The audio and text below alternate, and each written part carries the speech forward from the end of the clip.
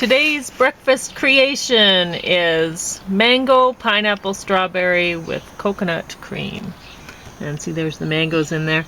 And it's just pancakes because the waffle iron broke a while ago.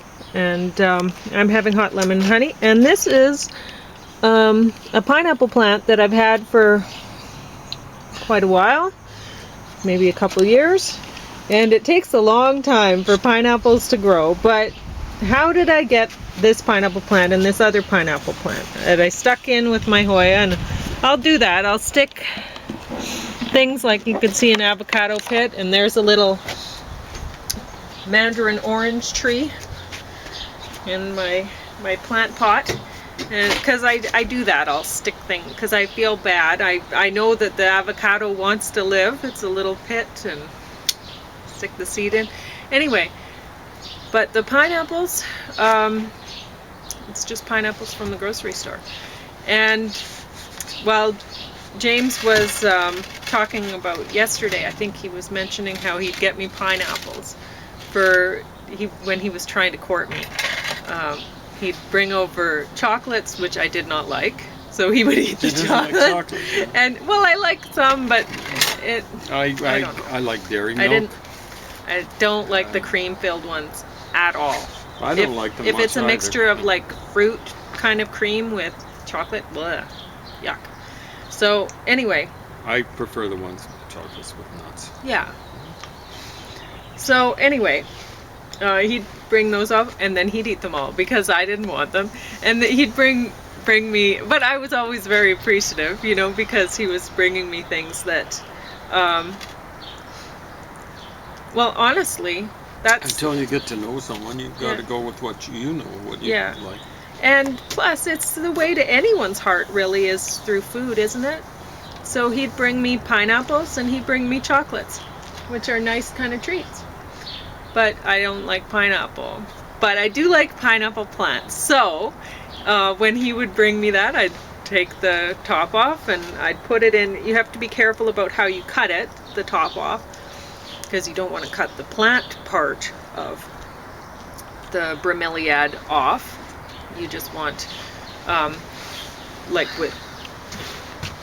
you want it to be able to grow from something, right? So you can't just hack off the green and save like as much of the fruit as you, I mean, you're not going to waste much fruit.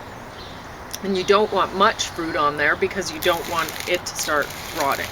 But you know what? Try it. Right now, pineapples are on sale at Superstore for $1.87 each. Oh, that's amazing. That's maybe what a chocolate bar costs nowadays. Exactly. Chocolate. You can get a pineapple for that. Get a pineapple. So, because much healthier, I'm pretty sure. Pineapples, they're bromeliads. They contain bromelain, which aids in digestion. Yeah. So that's a good thing, especially when you have somebody who has trouble with his digestion. Oh yeah, GERD. Yeah. Although once they came up with this latest treatment, monoclonal antibodies, that has handled the GERD pretty well. It's amazing. And other problems. Oh yeah, well, one of the meds I take it can cause constipation or diarrhea. And my experience initially was it would cause both. Not at the same time, of course, but now it's just diarrhea. So yeah, I stick the pineapples in pots, and sometimes they live, sometimes they don't. Who cares? You're throwing it in the compost. Try planting it first and see if it works. Yeah. So, well, hopefully they're putting stuff like that in the compost. You just don't know. The garbage can, I don't know. Yeah. Please put it in the compost. But they actually don't compost that well anyway. They pretty much just the leaves dry up, and then they're hang hard forever. Yeah, it's like you're better off using it as kindling in your campfire or whatever, because it's pretty hard, pretty firm leaves. But anyway, would it actually kindle that well? Well, it's almost like wood. It is. It's pretty thick. Yeah. So, because that's what I use to start when we make a campfire. Then I use corn stalks because I've found that the corn stalks and leaves, they don't really compost that well, and they work really well for starting fires. So if I keep them dry, I keep them in a dry spot, and then I use them for that. It works out really well. But anyway, the pineapples you would have noticed in my peat bill when I was showing it yesterday. Yeah, if you're paying attention. Yeah. Then I put some pineapple tops in there. Because it's like, well, you're probably thinking of some interesting leaf shapes or interesting colors to put into planters. And yeah, this doesn't look that great because all the leaves, mine, I would have to trim them and stuff because I had this in a north window of all places. I didn't even think the Hoya would live there, but I needed the room in the sunny spots for my strawberries and basil, sweet basil seedlings, and I thought, well, maybe these will do okay in the north window for a while. And they did okay. So my Hoya, you can see some of the Hoya leaves had got a little bit of leaf scald from last summer when they were out. So I definitely won't leave it here. This is way too sunny for it, but I do put it outside for the summer, and I put it just around in the shadier spot, like underneath the lilac there and stuff, and it likes it. It likes coming outside for the summer. But yeah, rather than buying a Dracaena this year, well, you could buy Dracaena if you want the spikes. You buy the spikes to put in the middle of your flower planting or whatever. Maybe think of pineapple. You can look at the top and go, yeah, that looks like a pretty healthy top. And when you're eating your pineapple, you just stick your top in the soil. Because the interesting thing about bromeliads is they're like, you just need to mist the leaves and stuff. Like, if you look in the family of bromeliads, it's a really interesting family. There's a lot of really beautiful plants in that family. Like, there's air plants and stuff that are interesting. They're epiphytes. They really don't need a lot of care at all, and any. And then there's a lot of bromeliads that minimal care. I mean, you can get Freesia splendens. The flaming sword bromeliad is beautiful. The leaves are striped like a tiger or something. They're striped, and so they're beautiful. And did you say they were Freesia splendens? Freesia splendens. Freesia. So it's a bromeliad that has a big red thing coming out of it. That's why they call it flaming sword. But that's actually the flower bracts that you see, that big red spike. The flowers come out from the bracts and they look different, and they're pretty too. But the bract will stay on, looking just as beautiful for a really long time. So you have this really attractive centerpiece for your planter if you choose a Freesia splendens. So that's what you put right in the middle because it's quite tall. Well, yeah, you'll have this spike coming out, and then you could have plants coming over the edge. You could have maybe, whatever you put around your filler and your spiller. You choose that, right? And then if you put the Freesia splendens, you have the nice different leaf shape, the nice spike. Or you could pick Acmea fasciata, which is another beautiful bromeliad, but it just has kind of a silvery gray leaf, which is nice. If you want that in your planter, and it has a pink flower bract that looks really impressive, and it has these bluish flowers that come out of it, which fantastic, right? So, what shade of blue is it? Like sky blue, or is it more like deeper blue? Navy blue. It's not navy. It's a bright, more like a cobalt. Like, it's fantastic, actually. And but so for that one, you might actually like the flowers a lot, as well as the bracts. But the bract, again, it stays on for a long time, and it's fantastic. The bromeliads are really awesome for that. And there's little bromeliads too, if you want to do like a fairy garden kind of planting. You can pick some tillandsias. Tillandsia cyanea is a beautiful one. It's blue as well, eh? But I can't remember which one, because there's a couple tillandsias I like, and one of them has a blue flower and another one has a pink flower. I like them both. But Cyan honestly, would I suggest can't it's remember blue. because the last time I looked at the names of these plants was when I was a teenager. It's good you remember. Yeah, well, I guess so. Yeah, awesome. it's interesting because like what I would do when I was a teenager, I don't know, other teens would do other things, I suppose, but I really loved plants, and so my grandma had given me. She bought a big encyclopedia of plants with all pictures and it was beautiful, and she gave it to me. And she said, I might need it back, so you might, it wasn't exactly giving, but it was giving. She didn't need it back ever. She was just, she'd bought it for her own interest because she loved flowers too. And anyway, but she noticed how much I was enjoying it. Looking, oh yeah, she gardened, she grew flowers. So she just didn't like them, she was good at it. Right? Yeah.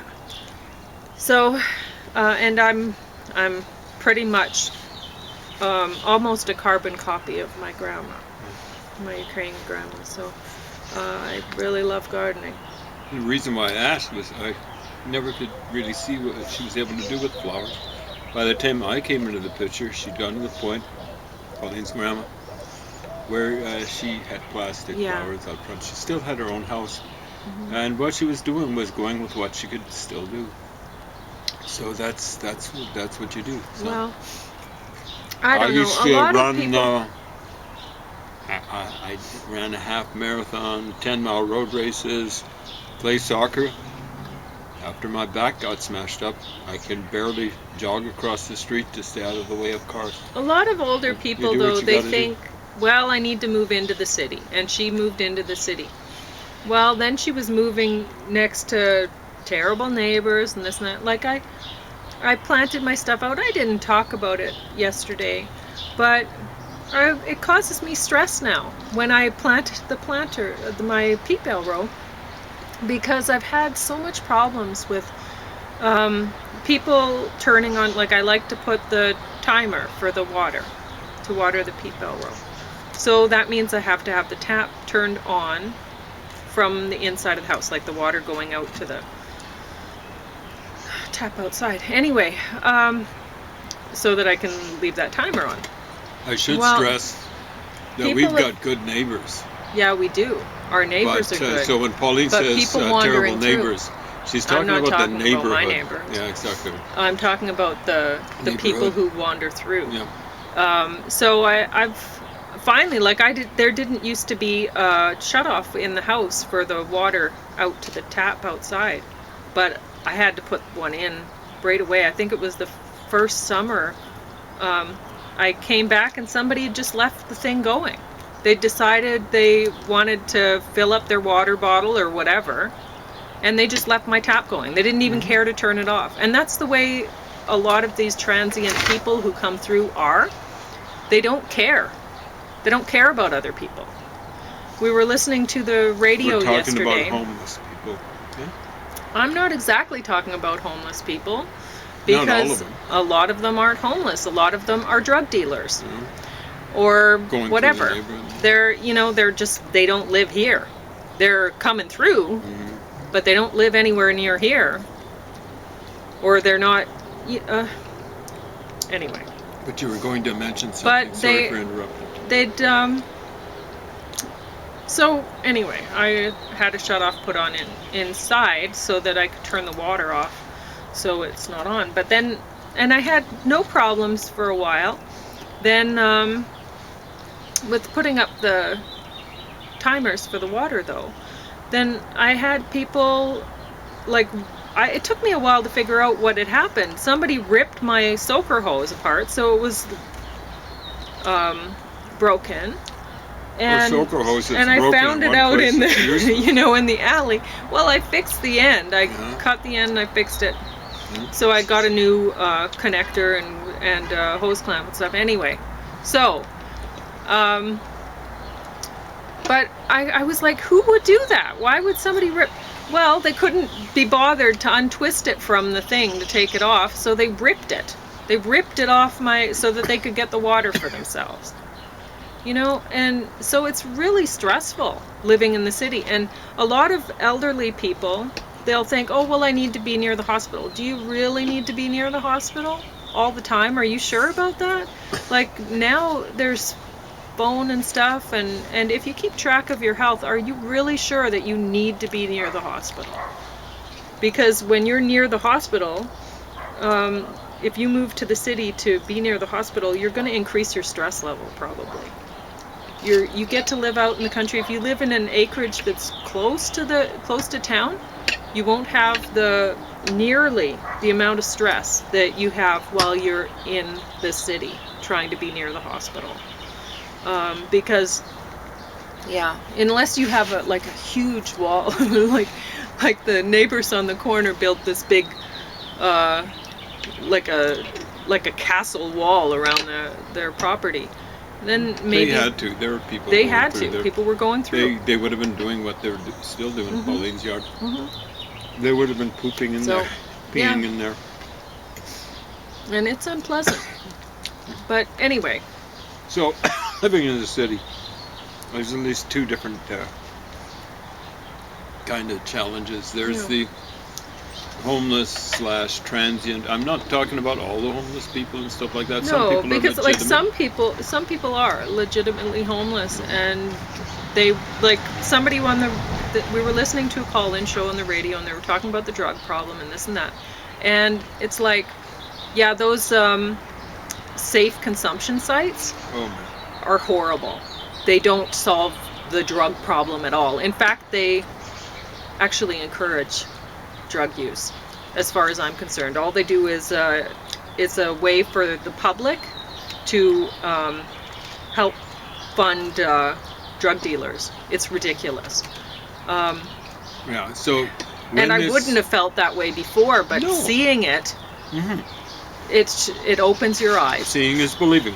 But so what happened was, sorry. No, there was this. Yeah, there was this guy. He was phoning in, and he was talking about how something has to be done to encourage people not to become drug addicts in the first place, or give them people. He was saying people want to work and live. They want to work and live their life and whatever. That's news to me. And the majority of people don't want to work. Well, no. There are the passive physical workers.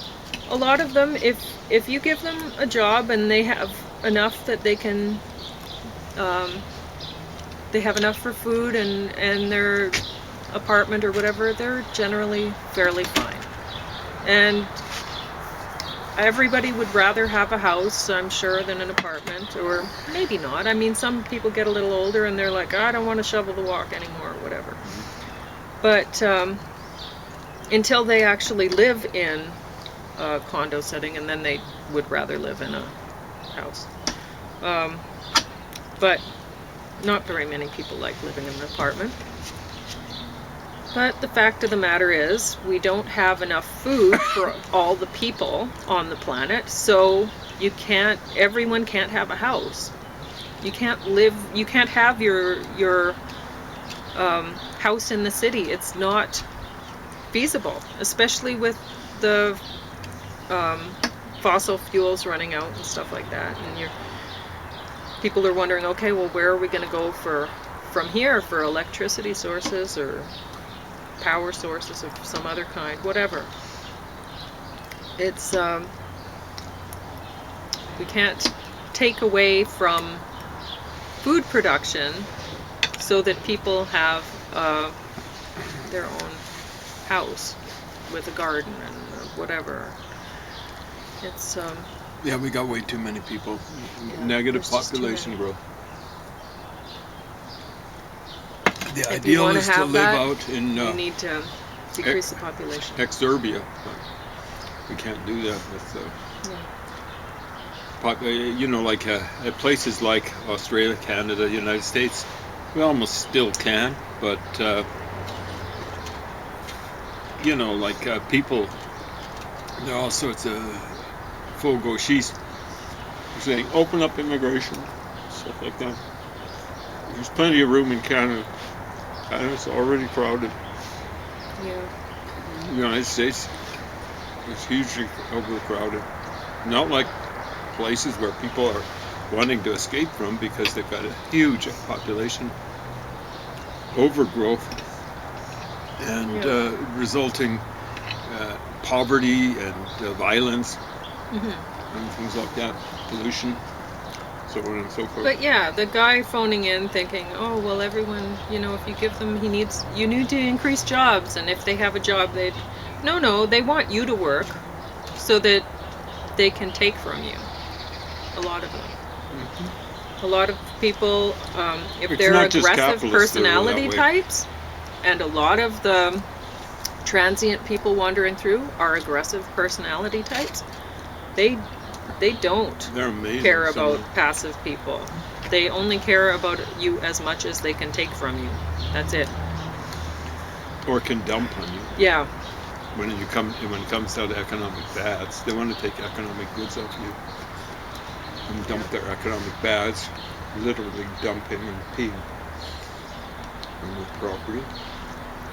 So I wanted to talk about the supervised I call it overconsumption side here in Lethbridge. I laughed at people. Remember, I was laughing when the thing first opened, first year or so. I was like, like they're being melodramatic. But then what I realized is, for that period of time, I'd been pointing out to Pauline, hey, look at all the needles around here. Like, what's happening? It got so bad. Like, why are there so many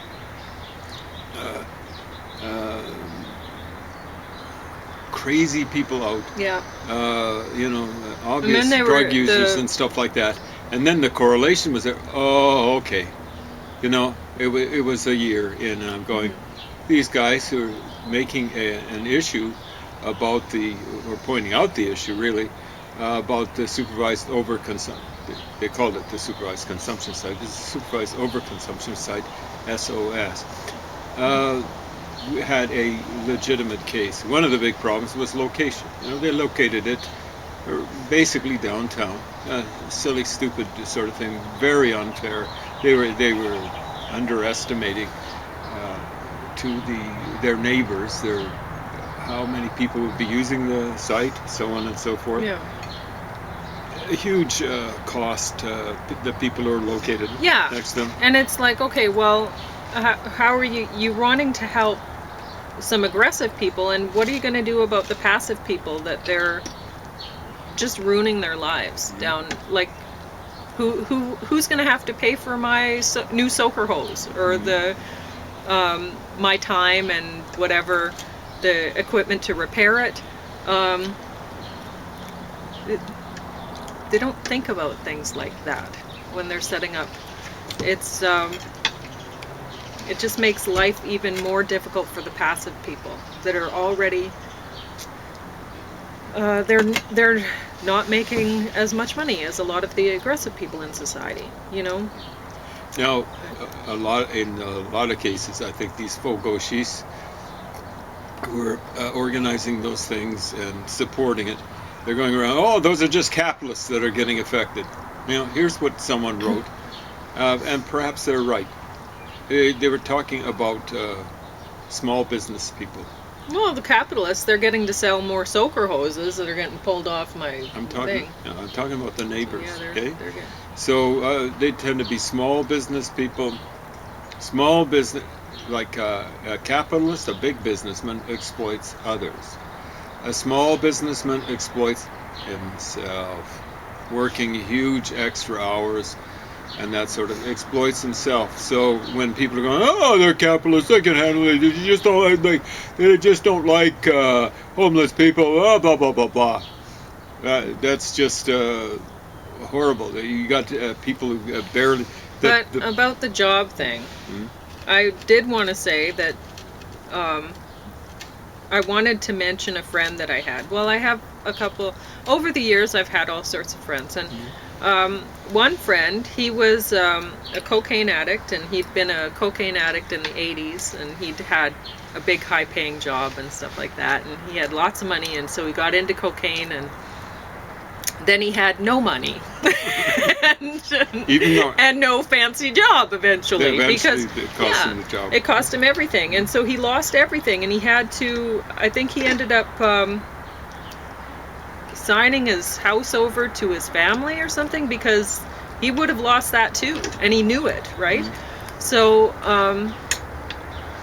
so they still let him live there, but he would have lost it. He would have spent it too. Anyway, and so I was friends with him while I was in college, and there was this guy hanging around him, and he was bad news, and I could tell, and I told him I didn't think he should be hanging around that guy and whatever, but I mean, here I am, this young, and he's older, and I mean, like, I could tell him anyway, right? But I didn't like that guy. And then one day he came back and he was like, yeah, I had a fantastic weekend, and he had babes, and he had all this stuff, and he was like, I spent $1,000 on Friday night and this and that, and I'm just like, Pauline would have wow, trouble spending $1,000 in a month. And the two of us have. So that's a party night, and in a month. And then I had this friend. She was a heroin addict, and I'd been friends with her when she was my best friend in high school, and so our paths crossed again, and we were hanging out, and she had been a prostitute for a long time, so she would have made a lot of money doing that, but she was a heroin addict, so she didn't make it. All went to heroin, right? And so she had nothing to show for it, for all the money that she'd made from prostitution, and except for a serious drug addiction. And also a couple of medical conditions. Yes, yeah. So it did not work out very well for her. Life-threatening. But she had a good boyfriend at the time, but then that guy was a nice guy. He was a nice person. And he realized that she was still prostituting because they were living here, and he was like, well, how did they get your number here? How could they have, right? So he realized she was still doing it, and he wasn't happy about that. And then so they ended up they split, and she wanted to borrow some money from me so that she could have first month's rent and damage deposit for a place. And so I lent her some money, and she didn't end up staying in that place. She ended up going and having a party weekend. And when she came back, how much money she wasn't on the methadone program anymore, because you have to be clean. You can't test positive for heroin, or at least back then, and be on the methadone program, right? So, I mean, how expensive was that if you think weekend? about it, well, it was first month's rent and damage deposit, which I gave her $800 to, and I knew I was giving it to her, even though she was saying she was borrowing it, but I knew I wouldn't see it again. And because you have to think that way when people ask to borrow money, or you can't give it. If you can't afford to give it, you can't. I've only had one person borrow from me and pay all of the stuff back. And that was my sister. Anyway, what I was going to say about it is there is no way that I would ever have a party weekend like that. I haven't had that. I haven't even went on a vacation